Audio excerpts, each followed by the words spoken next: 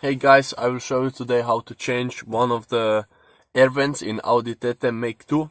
This job, maybe you can get yourself plastic pry tools if you will do this commonly, or maybe you can get this. You can even take one of cards, like maybe some more hard business cards or something similar.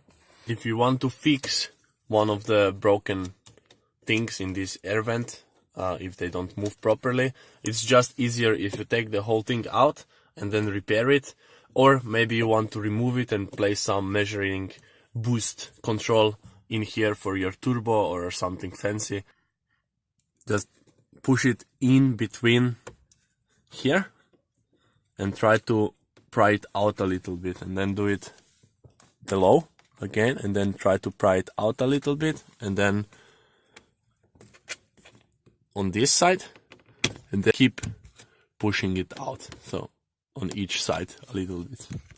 You can see that the whole thing is slowly coming out. You can also do it with both hands. You put one card in here, you put one card in here. With two hands you would just put it in and then pull out and wobble it slowly out. So when you pushed it out enough on each side, you can grab it with the finger already behind. Just grab it and wobble it out, just like that. Real nice, slow. So let's just wobble it out slowly. And here, this is your vent. Here is the plastic mechanism behind it. And here behind you will notice there's one huge vent behind, which then feeds air with all of the vents all around. So if you will consider placing some gauge in here, you would maybe want to seal this with some foam. As you know, this is for opening and closing the vents. You can see that this thing moves behind.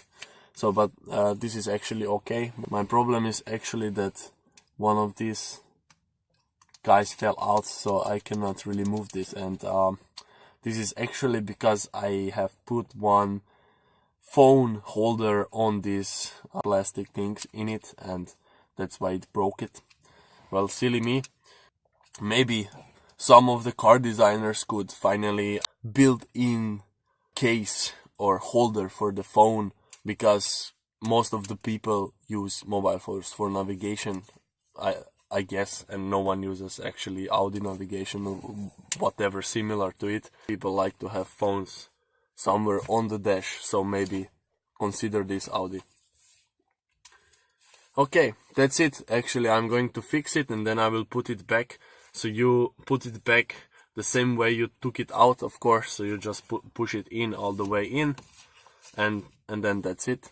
The only thing you need to know is that, so this is diagonally cut, and this diagonal cut should face down, and also this mechanism should face down. So you should just place it in like that, and of course make sure that it's straight,